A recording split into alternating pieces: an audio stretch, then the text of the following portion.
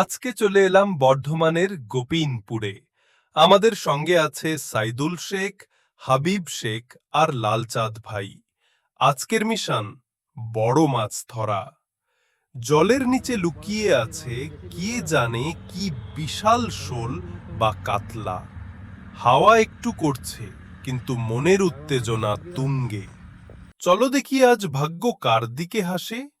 ছিপে মাছ ধরা নাকি মাছি খেল দেখাবে। এবার শুরু হচ্ছে টোপ বানানোর জাদু। দেখো বন্ধুরা, আজ বানাচ্ছি কাতলা মাছের স্পেশাল চাট্টু বেট। 2 কাপ চাট্টুর সঙ্গে দিলুম 1 চামচ মধু আর অল্প নারকেল তেল। গন্ধে জলের তলা পর্যন্ত পৌঁছে যাবে। সামান্য গুড় আর একটু পানি মিশিয়ে ভালো করে মেখে নিচ্ছি।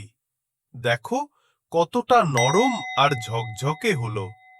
এটাই আজ কাতলা ভাইকে ফাঁদে ফেলবে। চলো দেখি কার ছিপে আগে টান পড়ে। টোপ তৈরি তো হয়ে গেল, এখন সময় ছিপে সেট করার। দেখো একদম ধীরে ধীরে টোপটা হুকের মাথায় বসাচ্ছি।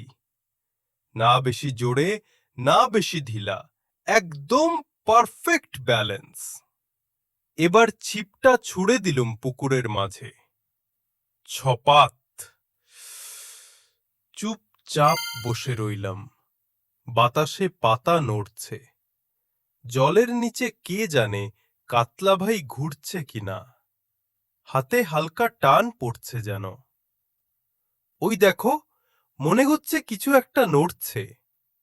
চলো দেখি ধরা পড়ল কিনা।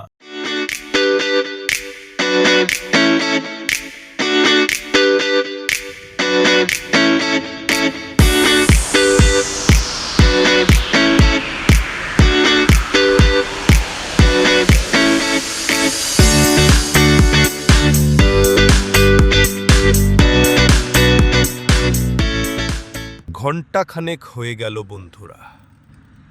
বেইট পাল্টালাম, টোপ বদলালাম, কখনো মধু কখনো নারকেল তেল।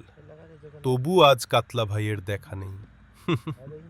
কিন্তু জানো তো, মাছ ধরা মানেই শুধু মাছ নয়, এটা ধৈর্যের খেলা, এটা মনের প্রশান্তি।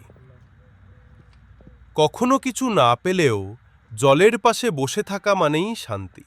হয়তো আজ মাছ ধরিনি, কিন্তু আজকে জেনেছি যে অপেক্ষা জানে সে জেতার সময়ও চিনে নেয়।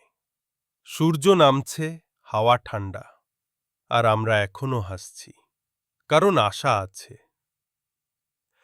পরের পর্বে দেখো আমরা ফিরব নতুন টোপ, নতুন পরিকল্পনা আর নতুন উত্তেজনা নিয়ে। দেখি তখন ভাগ্য কার দিকে হাসে, মাছের না আমার। ততক্ষণে বন্ধুরা, লাইক দাও, শেয়ার করো আর সাবস্ক্রাইব করে রেখো বাংলার ফিশিং ডায়েরি। আবার দেখা হবে পার্ট 2-এ।